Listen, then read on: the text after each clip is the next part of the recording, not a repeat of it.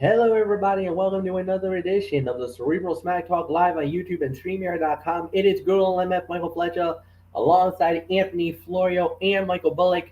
Fellas, we're just going to dive right on in. We start out with Smackdown Live as always, and we started off with a promo segment this time around, done by the Usos, and it led to the first fight of the night, a fatal four-way, where the winners will receive a future title shot at the SmackDown Tag Team Championship. We had Los Lotharios, Jinder Mahal and Shanky, Cesaro and Mansoor, and the Viking Raiders. And when it was all said and done, the winners of the bout in 13 minutes and 21 seconds. And now the new number one contenders for the SmackDown Tag Team Championship was the Viking Raiders. They raided their way to the number one contendership. Solid match. 3.5 stars is my rating. First off, let's talk about the promo.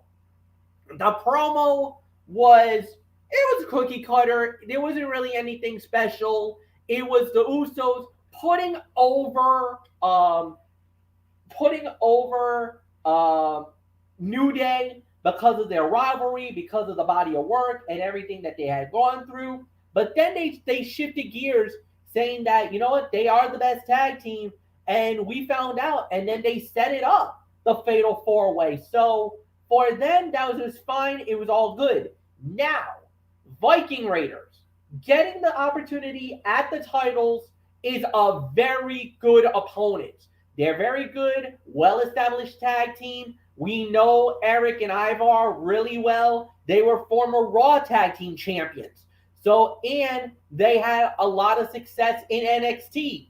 So, you know what? Doesn't matter if they were, the Viking Experience, which was a stupid name, but what we know them as was the War Raiders. They were the best. That was fun when they were in NXT chanting war, war, war. Now we're yelling raid. And yeah, now they're rated themselves to the number one contendership. Anthony Florio is all yours. The Viking Raiders now has the shot at the tag team titles. They get the opportunities at the Usos. And I'll probably openly predict this will probably happen at the Royal Rumble. Very possible. And what was the timing on that again? 13:21. 13:21. All right. The number of commercial breaks and their placement in this one really hurt what was a fun match in between. The Viking Raiders have been flirting with a title opportunity for the last month or two and really are the only credible team left to face the Usos for the SmackDown Tag Team Championships at this point. That could have been avoided had the creative team not spent weeks booking the teams to trade wins and losses, or just straight up made up a team in Cesaro and Mansoor. Eric and Ivar are too good to be wandering aimlessly. Hopefully, their title opportunity reminds those in power of that and gives them a role on the show with more consistency than they have enjoyed to this point. 3.5 stars, I believe you rated this, MF. I'm right there with you. 3.5 stars is my rating for this as well. You can make an argument for Fight of the Night, although there was another one that was just as good. We'll see. But not much more to say. 3.5 stars, I agree. And Bullock, you heard what MF said. He thinks this match might go down at the Rumble. Kickoff show, maybe. But I don't know about the main card because the main card's too stacked. Yeah, I could definitely see this going down at the on the kickoff show, because like you said, the main card is just too stacked right now. So yeah, I think the Viking Raiders are definitely the perfect opponent for the Usos, and yeah, I can't wait to see how this all plays out. So yeah, 3.5 stars is definitely my rating. One of the top fights of the night. So nothing more to say except let's move right along, Fletch. All right, so then we had a stupid segment with Lame Duck Man. We're not even going to get into that. Then we had a match. It was Aaliyah. Yes, Aaliyah returns to SmackDown for the first time since winning her 6-man tag team match and subsequently getting taken off of the Survivor Series squad, which I know scratched my head. Anthony Florio flipped, absolutely blew a gasket, and was not happy with Team Blue at that time. Well, Aaliyah comes back, and she actually, was talking about how she was nervous. She's going up against Natalya in a one-on-one match. And, Natalya playing off the fact that, she's got Guinness Book World Record stuff and everything else. Most wins by a female on Smackdown and the whole 9 yards. So, all right, fine, whatever. Aaliyah kind of made a little joke about the Guinness Book of World Records, saying, they actually still keep stats of that? Yes, sweetheart, they actually do. And so, before the match even got started, Aaliyah got jumped.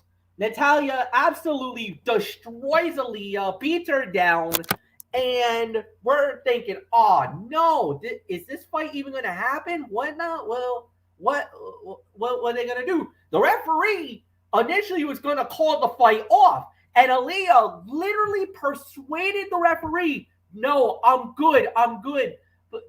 Please don't cancel the fight. Please don't call this fight off. I want this. This is my first match. Just give it to me, please. I want this. I want to do this.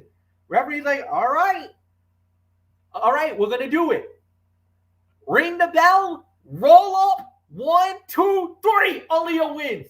She beats Natalya, and then not only does she win it, Aaliyah makes history.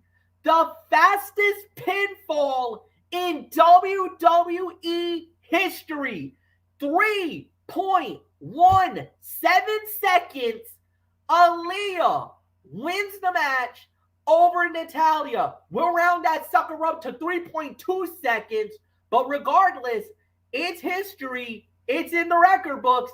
Anthony Florio, I know this is a dud. I know this is whatever, but let's talk about it in a standpoint, I guess you could say in a segment standpoint. I mean, you want to talk about giving Aaliyah a major push. She now is a record holder. Fastest pinfall in WWE history. That's my girl. That's all I'm going to say. That's my girl. I mean, you guys know the love, and UMF especially know the love affair I have with this one. And the queen of bougie. The bougie queen. Oh, yes. Oh, boy. Hard eye emoji and then some. I mean, what a moment. But unfortunately, I have to be that. I have to do a little bit of some constructive criticism here. Yeah, the match was a dud, obviously. But imagine how much this would have meant if the creative forces had continued to feature Aaliyah instead of letting her fade into obscurity back in November after fans had bought into her underdog story. Instead, she has been a non-factor on Friday nights, and as a result, this meant a hell of a lot less. Now, that does not mean it cannot lead to more exposure for both women as a nice secondary feud, but the women have their work cut out for them in terms of getting fans to invest after WWE creative let them down so many times before. Am I happy for Aaliyah? Oh, hell yeah, I am. But the only downside is it would have meant more if they had just, featured her more prominently after that Survivor Series angle. Ever since then, where had she been? Nowhere. Now, there are rumors going around is that she actually got hurt, and that's why she got held off. Now, that would make sense. There are some rumors going around that Aaliyah actually suffered an injury, and that's why she's been off TV. Now, I don't know. I can't confirm or deny because we haven't heard anything, but there was some talk around the rumor mill that Aaliyah had suffered a non-disclosed injury, and that's why she's been held off TV. I don't think it's because of the fact that, they had nothing for her. I think she got hurt, and that's why. But WWE wanted it to keep this close to the vest, and that's why we didn't really hear much about Aaliyah. Fair enough. If that's true, then that does make sense. I agree with that. But we'll see. But anyways, great moment, and definitely the biggest win for Aaliyah so far, to beat someone the caliber of Natalya with 14 years of experience. A former Divas champion, Smackdown Women's champion, co-holder of the Women's Tag Team Championships, and someone who, has been a respected veteran of the veteran presence in the women's locker rooms. So, and of course, a member of, maybe, in some people's eyes, the greatest wrestling family, but one of the greatest wrestling families. That, of course, the Hart family. So, anytime you beat somebody of that caliber, regardless of how short or long it is, major feather in the cap. So, Leah, well done, darling. Well done. That's my girl, Queen of Bougie. That's all there is to say on that. The Bougie Queen comes through with the biggest win of her career to this point. Michael Bullock, obviously the match was dud, whatever. But with this win for Aaliyah, could this lead to bigger and better things for her? I certainly hope so, being, my love affair with her. Oh, I definitely hope so too for her, but we'll definitely have to wait and see. But yeah, I mean, well, Florio, I guess Natalya learned a valuable lesson. Always keep your words soft and sweet, because you might have to eat those words later on. And yeah, that's she thought she could get one over on the young one. Well, let's just say, Natalya, you got taken to school, bitch, and you got no one to blame but yourself on it. But anywho, yeah, we'll just have to wait and see what the future holds for Aaliyah. I mean, could she be in that? She is in that Women's Royal Rumble match, but I'm interested to see how she does when come Royal Rumble time. So there's really nothing more to say. So let's move right along. Yeah, I will openly admit this. I was shocked. I was thoroughly impressed with what they did. I actually liked the angle. I actually liked it. I liked the fact that they gave her the moment. I liked the fact that Aaliyah won. And yes, Natalya was barking up the wrong tree, and the veteran got outdone by the rookie. But the thing is that I actually, and I think the fans definitely was behind Aaliyah. You could tell from that crowd reaction that Aaliyah is loved, and they are rallying behind her, Anthony. And I think she has not lost that spark, that whatever you want to call it. I think what it is that over time, if she continues to play the underdog, she will become a star in WWE. I really think she could be a Liv Morgan. She could be the next Liv Morgan, the one that everybody's gonna rally around and really start to get on the side of. So yeah, you call her the bougie queen. I think she's gonna start rising up, and I don't know how it's gonna look. I don't know how it's gonna play out. Right now, I like what I see. And yeah, Aaliyah's growing on me now. I wasn't really too sure about her, especially on NXT, being a part of that Robert Stone brand and the whole 9 yards. I wasn't really a big fan of hers.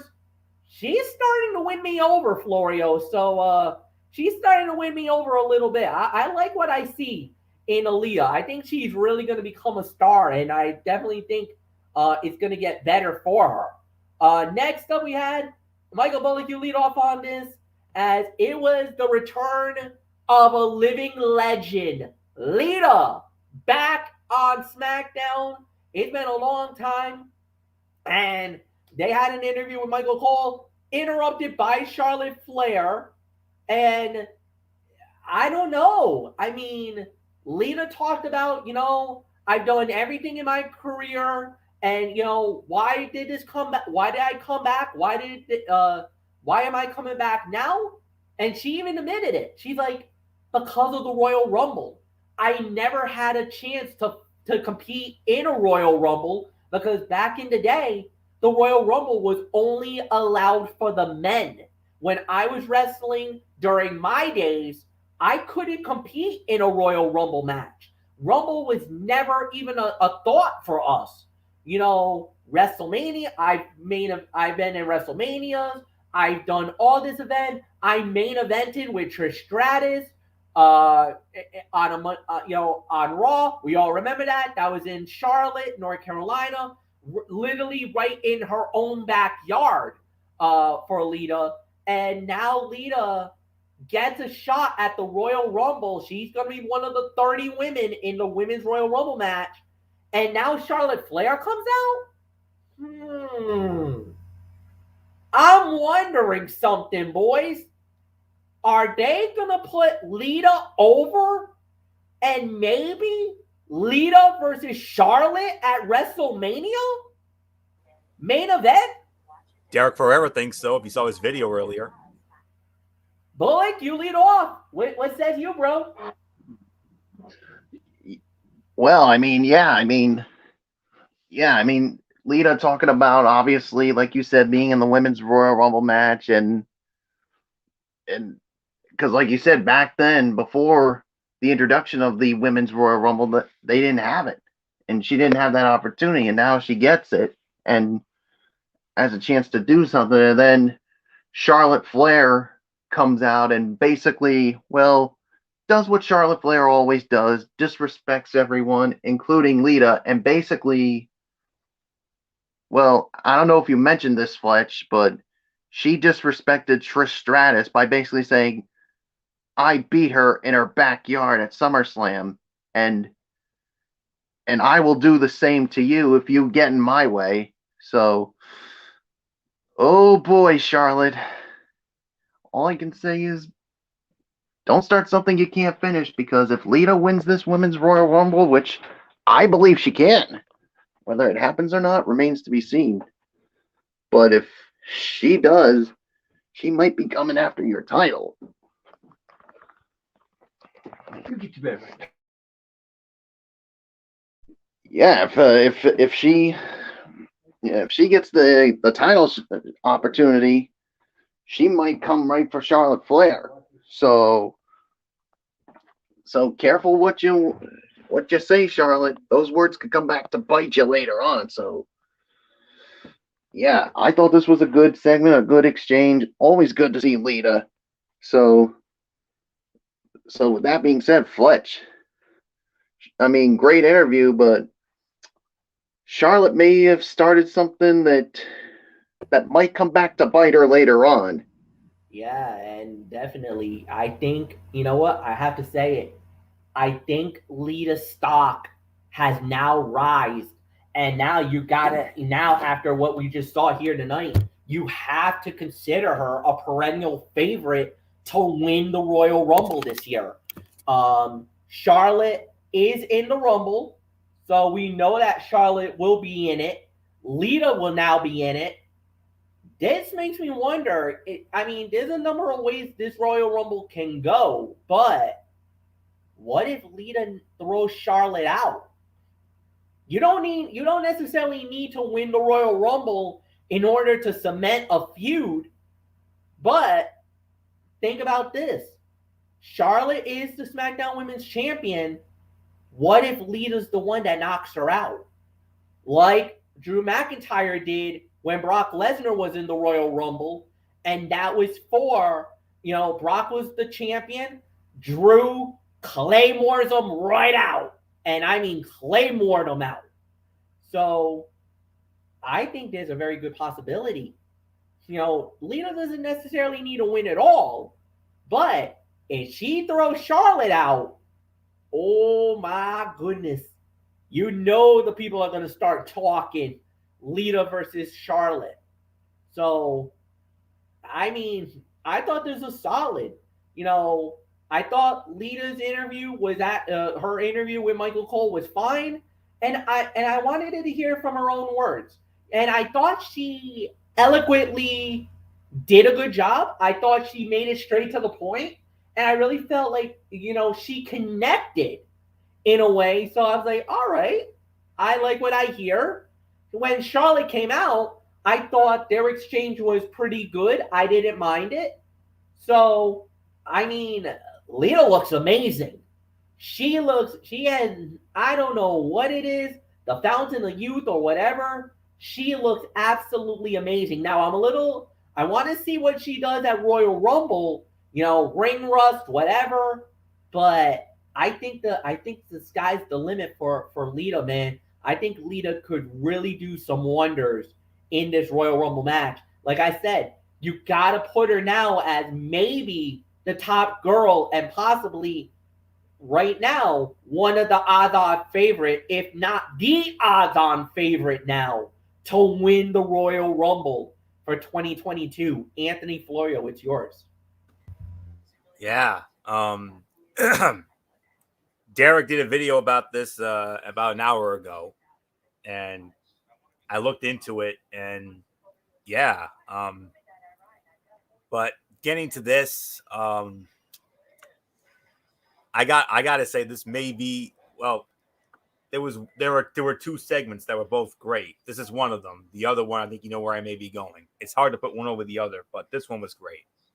Lita popping back up on WWE television will always be a hit with all of us. She is such an integral part of women's wrestling history, laying the foundation for what Charlotte Flair and the Four Horsewomen were able to do for the industry coming out of NXT, that it just feels right that she come back for one last shot at a high-profile title opportunity. Does that mean it will happen? Not necessarily, but Lita doesn't make a ton of these in-ring returns, so hopefully that indicates there are plans to do something with her, especially given this segment and the way it ended. Now, I just found the dirt sheet here.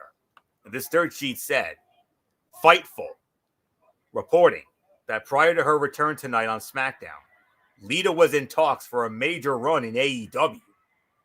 Obviously, a deal was not worked out, and it appears that she is back in WWE for more than just the Royal Rumble. And several weeks ago, Lita said on her Twitch channel that she was open to signing with AEW, so that must be around the time when talks started, similar to what happened with Edge last year. He was in talks with AEW, but was then offered a deal to return to WWE.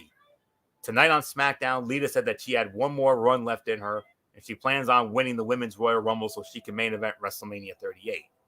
Her segment was interrupted by Charlotte Flair, and Lita hit that twist of fate. And PW Insider reported earlier tonight that Lita's booking was a last-minute deal, and the decision was made yesterday to include her on the show. So read into that what you will. As I say, or as Derek would say, take it with a grain of salt. But man, Lita hit that twist of fate, and I'll tell you what, guys, if we were there, I think we all would have started the legendary "You Still Got It" chants, and believe me, Lita still got it. So, Lita and Charlotte at Mania, I would most certainly be down with that, absolutely. So, is there a possibility she wins the Women's Royal Rumble match? Definitely. I mean, Derek even went on the record and said that he thinks Lita is going to win the Women's Royal Rumble match. I wouldn't be mad at it. I mean, because we saw it last year with Edge, and look what happened with Edge. Edge ended up having a hell of a year. So, Edge didn't win the title, obviously, but same fate could be in store for Lita. But I mean, what a story it would be to see this one come back and get one more run as a women's champion. That would be something. So, but definitely a lot to think about when we get to the Rumble, no doubt about it. So there isn't much more to say. It's very exciting to think about it. I mean, Charlotte and Lita, that is a dream match. I mean, just like Charlotte and Trish was at SummerSlam 2019 in Trish's hometown of Toronto when Charlotte went over on that one. And we'll see what happens. So not much more to say. Co-segment of the night for me. So, but although you could really make an argument that this was the segment of the night. So, but it's co-segment of the night for me. So with that being said, MF, let's continue on. Yes, indeed. Okay, so with that said, we move right on along here. And the next thing we had was Ricochet going one on one with Sheamus. Ricochet, it was Sheamus winning the match in 9 minutes and 53 seconds. Solid match, solid fight, good match. Really nothing more to add here. I think it was about 2.5 to 3. So no, I thought it was a solid battle, and I really enjoyed it. I really had I like Ricochet. I like Sheamus. So this was a good matchup. Plus, it plays off the story because Ricochet was responsible for Ridge Holland's broken nose that he suffered at day one. So basically, it was kind of Sheamus getting revenge on the one and only. So, Anthony Flair, it was a fun little sprint. 9:53. Saw an okay fight. Okay, fight. I thought it was a very good match. Second best fight of the night. I'll give it 3 to 3.25 stars. Sheamus and Ricochet are in that realm where they can be counted on to go to the ring and for 8 or so minutes turn in a really strong competitive wrestling match that borders on that good great line. This was no exception. Like most cases on WWE TV, it would have meant more. It would have meant more if Ricochet was presented as the Celtic Warriors equal. But that is a booking issue that neither of the competitors can help. Sheamus winning was predictable, but that did not hurt the overall quality of the bout. The contest was put in a position to deliver the in-ring portion of the show, and it held up its end of the bargain. So, give this about 3, teetering on 3.25 stars. Like MF said, fun little sprint, and that's really all there is to say on that. So Sheamus gets payback on Ricochet for the inadvertent injury to Ridge Holland during the day one kickoff show.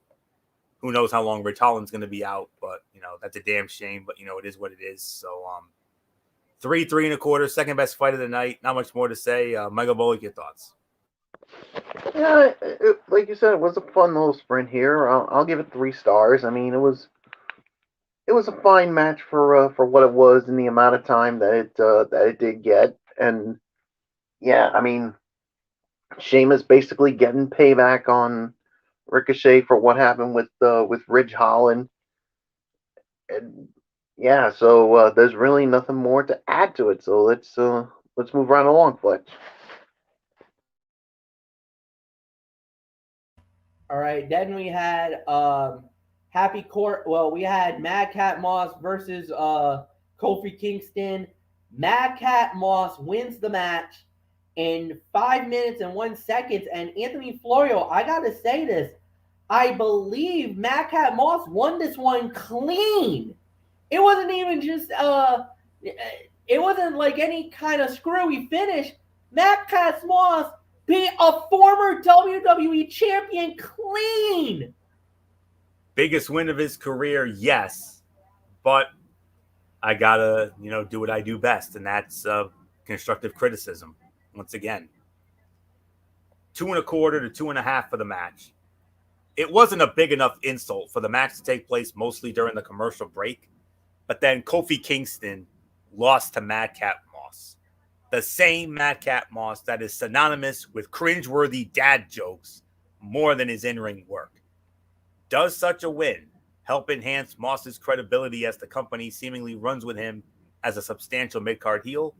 Sure, but it also devalues Kofi Kingston, a former WWE champion who could be utilized to help boost star power on a brand that could desperately use some with the absence of Drew McIntyre and the release of Jeff Hardy, both within the last few weeks. So that's all there is to say on that. 2.25 to 2.5 stars. On a personal level, yes, this is the biggest win for Madcap Moss because of who he beat. Kofi Kingston, Grand Slam champion. He's won all the belts. He's been the WWE champion, a multi-time Intercontinental champion, a United States heavyweight champion, numerous tag team titles, and then they feed him to this dope, this ham and egg jabroni. Ugh. like the luge would say, nah, honey. So 2.25, 2.5 stars. Michael Bullock, yes, this is Madcap Moss's biggest win for his professional career on a professional level, but on a personal level, really? You feed Kofi to this ham and egger? Give me a break. Get the you-know-what out of here with this stuff, man. Yeah, professionally, this is the biggest win of Madcap Moss's career. But personally, really, WWE? You feed Kofi Kingston, a former WWE champion, a multiple-time Intercontinental Champion, Tag Team Champion, and you feed him to this ham and egger jabroni, Madcap Moss? No. You just make Kofi Kingston look like a total doofus by having him lose like this to this idiot right here. No. I mean, if he did this against some other ham and egger, fine, whatever. But Kofi Kingston, no. Sorry, just my personal opinion. Fletch, it's yours. It leads us to the final thing of the evening. Yes, guys, we're talking about it. Roman Reigns making his and Seth Rollins the face-to-face. I believe this goes to Anthony Florio. So, Florio, give me your thoughts on this. Bullock. Oh, it is. Bullock. I'm sorry. All right, Bullock, it's yours. All right. Well, I got a little hang up there from that. So yeah. Obviously, to me, this was the segment of the night. I mean, I love the back and forth between Rollins and Reigns, and you could basically see, guys. I mean, Rollins is trying to get into Roman Reigns' head, and then Fletch. Well, let's just say Roman Reigns. He went there, and basically called out. I mean, basically trashed Seth Rollins' wife. Oh my. Yeah, he did. Oh my. Roman, when are you going to learn? I mean, you don't go after someone's wife like that. No way. That is an absolute no-no when it comes to us here at the Wrestling Forum. I mean, you can go after Seth Rollins, that's all fine and dandy.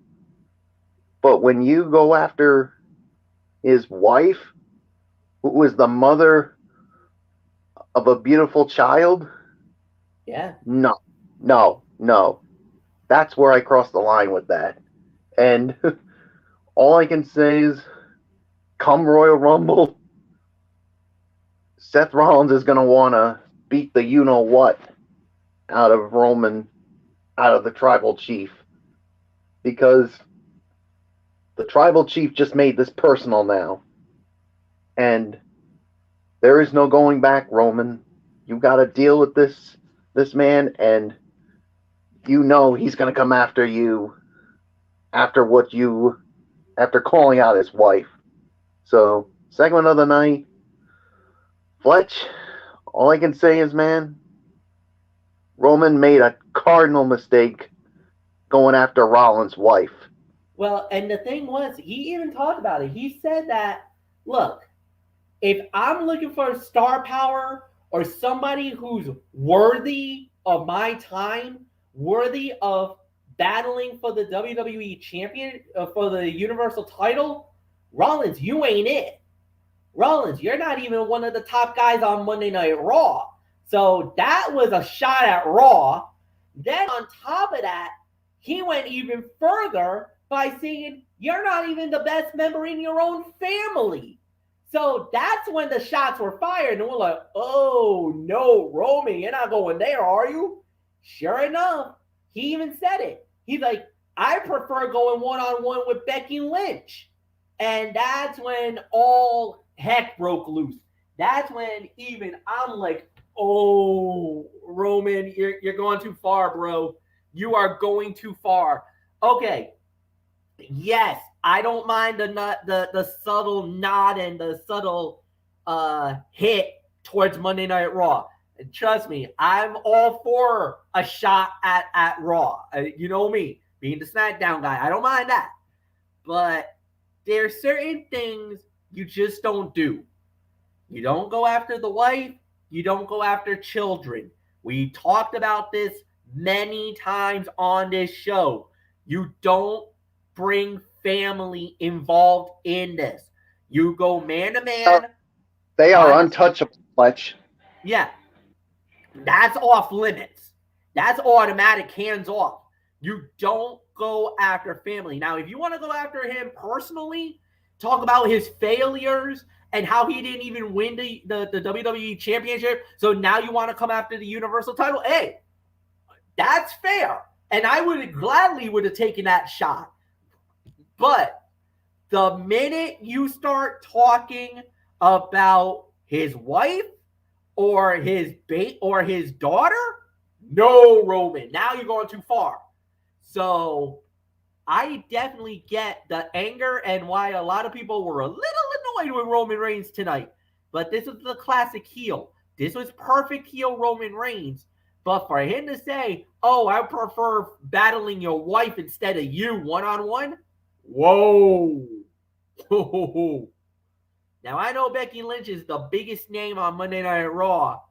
And when he said, oh, you're not even the biggest name on Raw. So I was like, okay, Roman, where are you playing? Where's this? Where are you going with this? Who would you have called out from Raw? Who would have been your guy? The minute you yelled Becky Lynch's name, I was like, oh no. I had a bail out on that one. So, this is going to be interesting. So I got nothing more to say. Segment of the night. I'm hyped about the match. This just got personal, Anthony Florio. The Universal title match. Somebody put some gasoline on that fire, and now that thing is raging. This is turned into 5 alarms. It just got real. Rumble's gonna be nuts. It got real and it got damn real. That's all there is to say on that. But theme of the night, I have to do one small bit of constructive criticism, but then it'll be all good after that. Given all of the hype that went into this segment with the video recaps dating back to the Shield and culminating with Seth Rollins' successful cash in, the heist of the century back at WrestleMania 31, given all that was a disappointment. But this is the thing. Both men are heels, among the top in the company. That's the issue. The fans are not sure who to cheer, who they want to support, or who they are supposed to. This did not give them any indication in which direction to lean. The Roman Reigns crack about Becky Lynch and Seth Rollins' reaction possibly set the visionary on a quest to prove himself, which would be that emphasis fans need to get behind him. Hopefully something happens to persuade the fans in one direction or the other, because a match of this magnitude between two of this generation's greatest deserves a hot crowd come the Royal Rumble on January 29th. Very good segment, no doubt about that. Let's get to the overall review. All right. Look, I thought it was an all right show. I thought it was pretty good. There was some good moments, nothing too bad. I could give this about 7 out of 10. Solid for what it was worth, and I really got nothing bad to say about it. So, Anthony, it's yours. Yeah, I 100% agree. 7 out of 10 for me as well. 2 solid matches with the tag team 4-way. Sheamus and Ricochet, both good matches. You had a few good segments here and there. The big segment with Roman and Rollins, small disappointment, but it was fine. The Charlotte and Lita segment was fantastic. And then the opening segment as well with the Usos and all them. So, yeah, 7 out of 10. That's about right. So with that being said, Michael Bullock, we'll give it to you, and then we'll get ready for AEW Rampage. Yeah, 7 out of 10 for me. I thought it was a good show. I mean, could they have done some things better? Absolutely. But, Yeah, the segments I thought were good, and some of the matches were good, but others definitely could have been a lot better. So yeah, so there's really nothing more to say except Fletch. Let's get right on to AEW Rampage. Yeah, look, I think it was here we go. We started off with Adam Cole versus Trent Beretta. Adam Cole wins the match in 11 minutes and 34 seconds. This was kind of an overbooked finish. Yes, I'll give it 3 stars. I think this was all over the place, though. We had almost everybody out there. It got a little crazy, a little chaotic. Solid match, but I just thought it was definitely your classic AEW overbook. I don't think it really needed all that, but it was solid. So Anthony, it's yours. 3 stars for me. Yeah, definitely. I agree on that. 11:34. So yeah, that's about right. I would have given it more about 3.25, 3.5, but we did have some overbooking here, of course, because of the factions involved. But ever since Trent Beretta returned from his injury, it feels like there has been a fire lit underneath him that is driving him to be more aggressive and more flashy with his moves. Of all the different singles matches AEW could have made with this feud, this might be the one that would be guaranteed to produce the best results. Their styles mesh with each other perfectly. First half had a couple of missteps, but the majority of the match looked great. While it made sense for the ongoing storyline, it would have been cool to see these guys fight without everyone else at ringside. True one-on-one match, but other than that, 3 to 3.25 stars. Solid way to start the show. So not much more to say. Michael Bullock, your thoughts?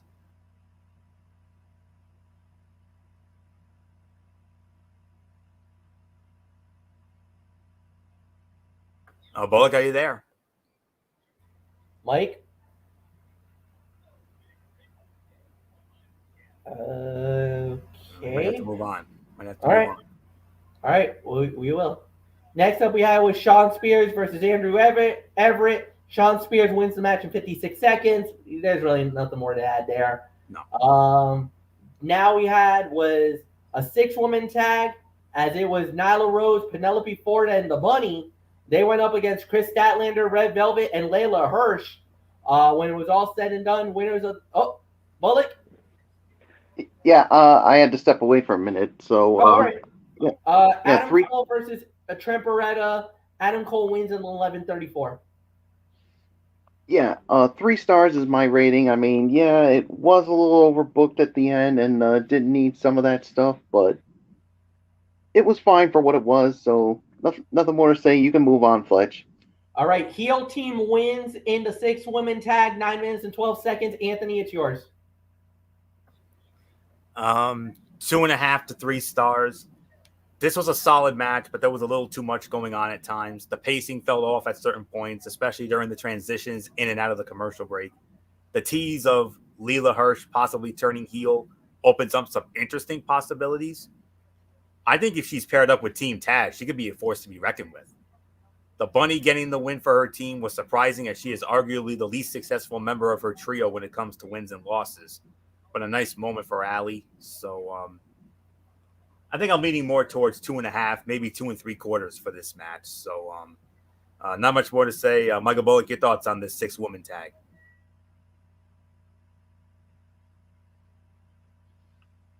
Yeah, 2.5 stars is my rating on this match here. I mean, basically, to me, I think the Bunny really needed this victory. She needed the pinfall because remember, guys, she was the one that submitted in that street fight when it was her and Penelope Ford against Anna Jay and Ty Conti. So maybe this was their way of giving the win back to her. So there's really nothing more for me to add. So Fletch, let's move on. 2.5 stars. Yeah, I absolutely agree with what you guys said. So we're just going to move on.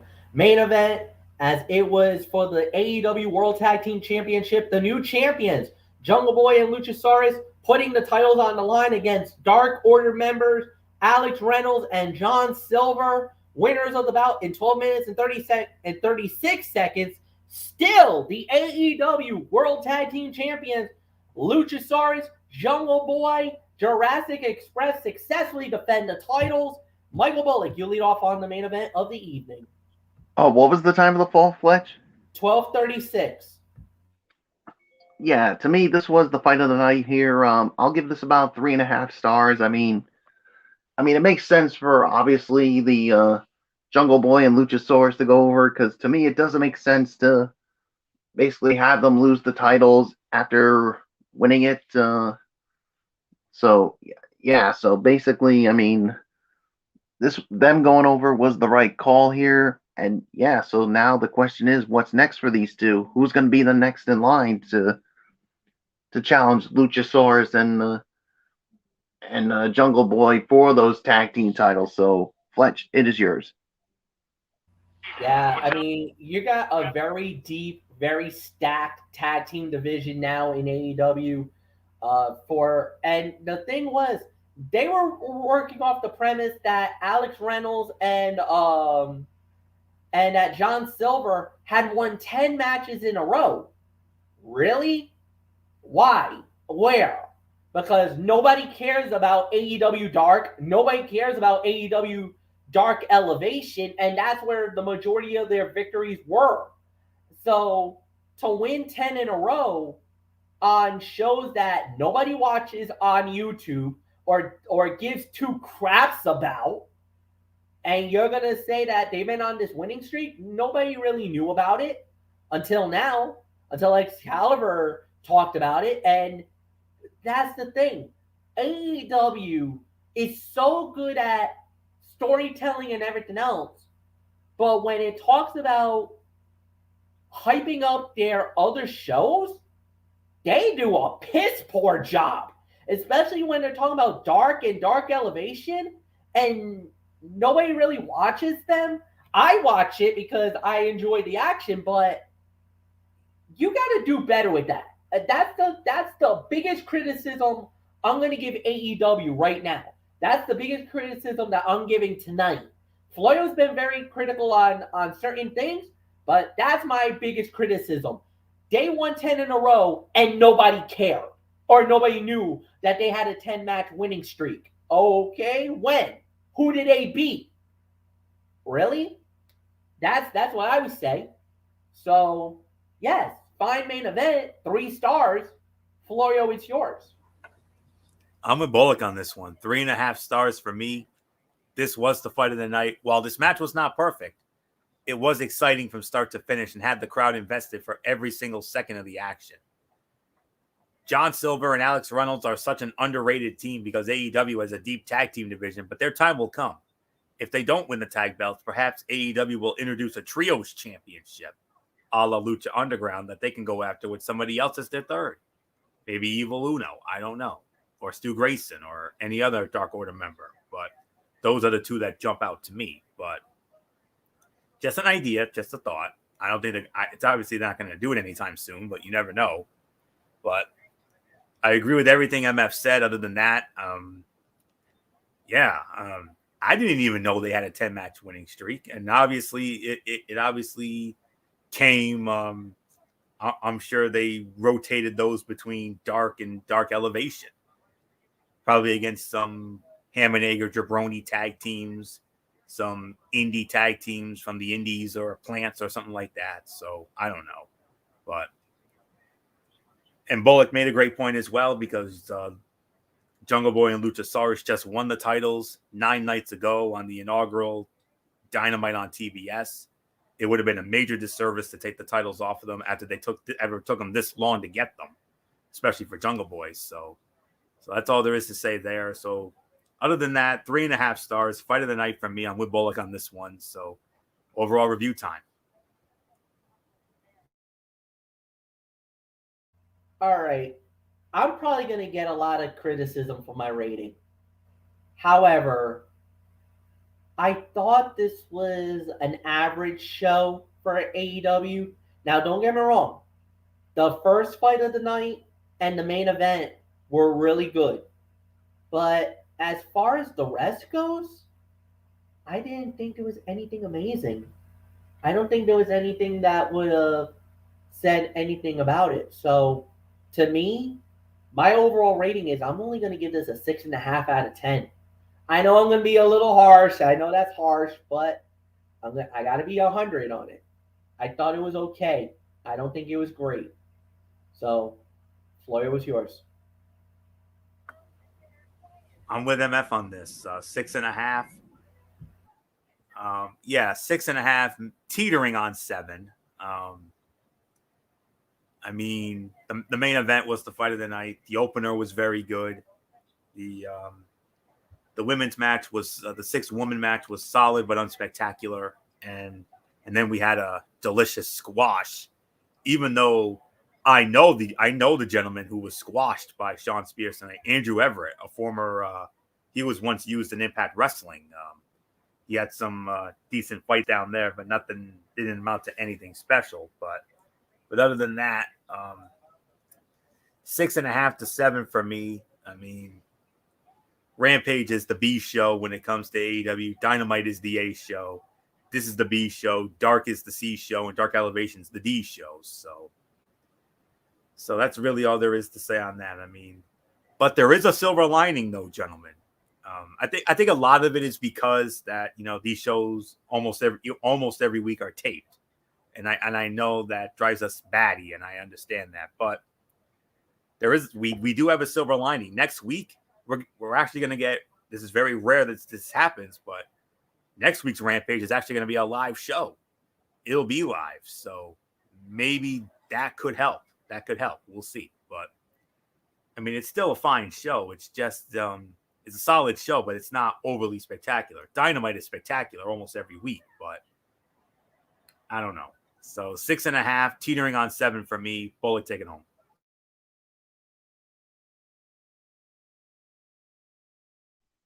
Yeah, 6.5 for me. I mean, I'm in agreement with everything you guys just said here, so I'm not going to put much more into it. So let's just so Fletch, I give it to you.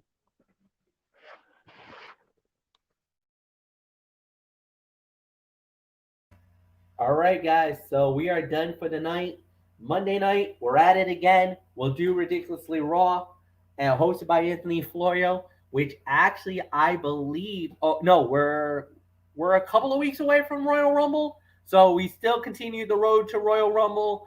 Anthony's got his Tony's Take and 205 Live, Impact. They're back, and I do believe, Anthony, there was something huge that happened Oh yes, that we need to get into on Monday.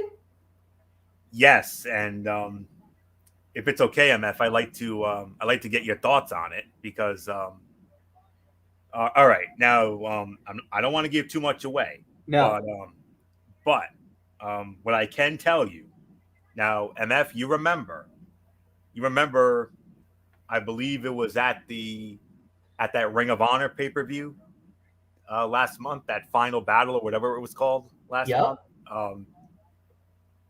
There was that interaction, that confrontation with Deonna Purrazzo and Roxy. Yes. And that Deonna had called her shot, challenged Roxy to the Ring of Honor, Women of Honor championship fight. So, yes, I do remember that.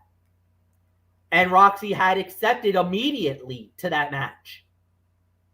Guess what? That match happened on last night's Impact Wrestling. Well, it happened. Yup, it did. Obviously, you didn't know because they don't do it on Twitch anymore, which I feel bad about. But the only way, like I said, you can see it nowadays for all of you who watched it via the Twitch is to sign up for the Impact Insider membership on YouTube. It's only $1 a month. I mean, that's peanuts. So yeah.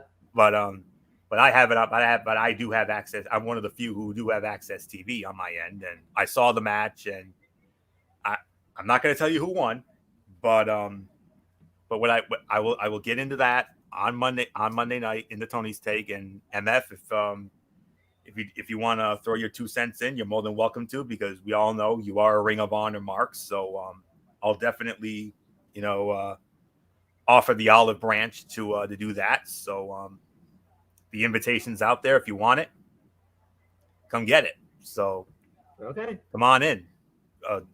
Open forum. We'll give you an open forum for that. But last night, Impact Wrestling, it happened. Deonna Purrazzo versus Roxy. And it wasn't just for the ROH World title. It was a title for title, winner take all. Deonna also put her Reina de Reinas championship on the line as well. So this was a title for title, winner take all match. And to no one's surprise, it was the main event of Impact Wrestling last night. So history was made either way. But we'll get into that on Monday night. That was the big one there. And this is going to be the penultimate show, MF, because when we get to Monday night, we'll have 2 Raws left, and I believe we'll have 2 Smackdowns left. So we're 2-2. We got 2 Raws, 2 Smackdowns. Next week's penultimate week, and then the week after, Rumble week. Take it home. It will.